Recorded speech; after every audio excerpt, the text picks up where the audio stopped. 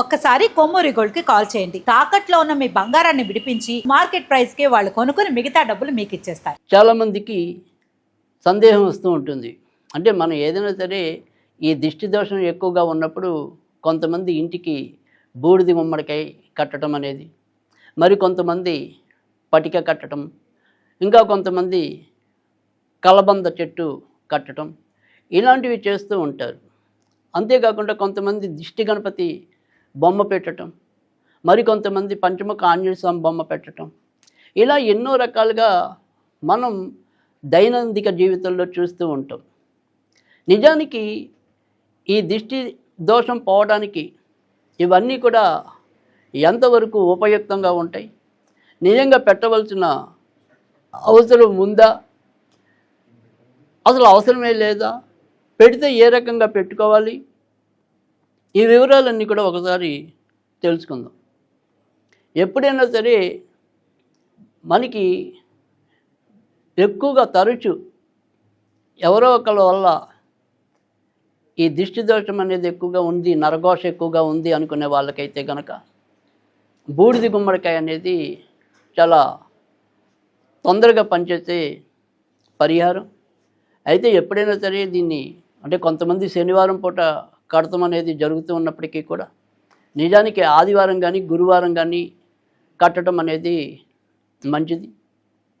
ఈ బూడిద గుమ్మడికాయకి పైన ఏదైనా సరే చిన్న ఎర్ర వస్త్రం కూడా జోడించి మనం కనుక దాన్ని పెట్టినట్టయితే అది చెడు దృష్టి బాగా పెరిగాక సాధ్యమంత తొందరగా అది కుళ్ళిపోవటం అనేది జరుగుతుంది.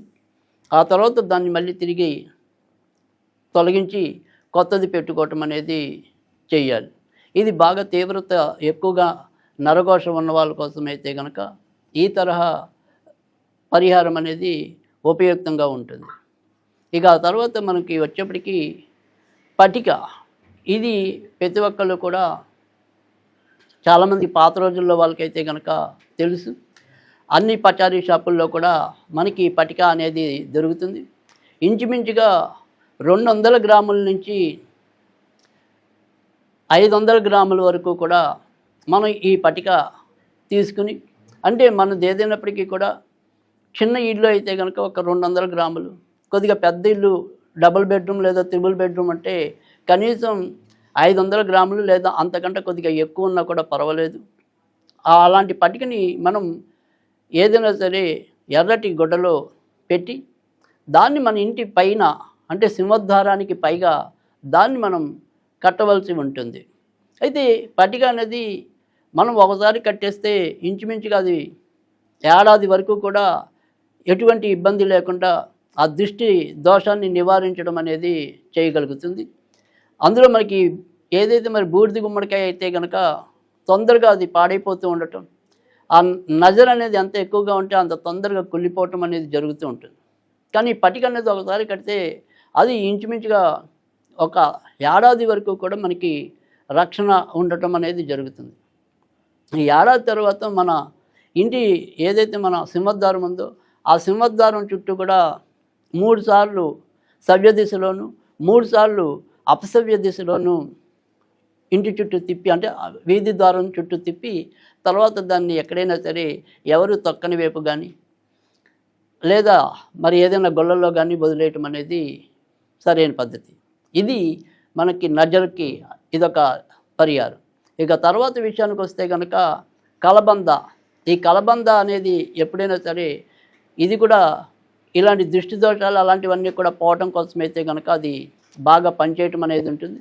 కనుక ఈ కలబంద ఏదైతే చిన్న కాండం అనేది ఏదైతే ఉంటుందో దాన్ని మనం ఇంటి పై భాగాన కట్టడం అనేది. అయితే ఇప్పుడు నేను చెప్పే ఈ పరిహారాలన్నీ కూడా ఆదివారం కానీ గురువారం కానీ, అంతేకాకుండా మనకి పిల్లలకైనా సరే దిష్టి తీయాల్సి వచ్చినప్పుడు ఎప్పుడైనా సరే ఆదివారం నాడు కానీ గురువారం కానీ ఎక్కువ పెద్దలు చెప్పే విషయం. కనుక ఆదివారం కానీ గురువారం కానీ ఇలా దిష్టి దోషాలు వాటికి సంబంధించిన క్రియలన్నీ కూడా ఆచరించడానికి అనువైన వారాలుగా చెప్పవలసి ఉంటుంది.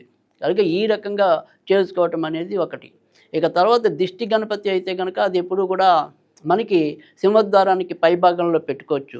కానీ ఎవరైతే ఆంజనేయుడు అనేది పంచముఖ ఆంజనేయ స్వామి అనేది ఇటు దిష్టి దోషాలకే కాకుండా మన ఇంట్లో ఉండే ఏదైనా సరే వాస్తు దోషాలను కూడా నివారించడానికి పంచముఖ ఆంజనేయ స్వామి బాగా ఉపయోగపడటం అనేది జరుగుతుంది.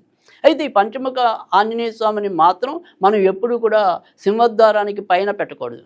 సింహద్వారానికి ఎడం వైపు కానీ కుడివైపు కానీ పెట్టుకోవాలి. ఆంజనేయుడి పాదాల కింద నుంచి మనం నడవకూడదు అని చెప్పి శాస్త్రం చెప్తుంది. కనుక ఎప్పుడైనా సరే ఆంజనేయుడి బొమ్మ పెట్టాలనుకునే వాళ్ళు మాత్రం ఈ రకంగా పాటిస్తే నియమం అనేది, అంటే ఎడం వైపు కానీ కుడివైపు కానీ పెట్టినట్టయితే కనుక మరింత మంచి జరగడానికి, ఏదైనా సరే దోషం పోవడానికి కూడా ఉపయుక్తంగా ఉంటుంది. ఈ రకంగా ప్రతి ఒక్కరు కూడా మరి ఈ దోష పరిహారాలని పాటించి చక్కటి నివారణ, అంటే ఇవాళ చాలామంది బాధపడేది ఇదే. ప్రతి ఒక్కళ్ళు కూడా ఎంతో కొంత నరఘోష అని చెప్పి బాధపడుతూ ఉంటారు. ఆ ఘోషలన్నీ కూడా తొలగాలి అంటే కనుక ఈ రకంగా చేసుకుంటే సరిపోతుంది.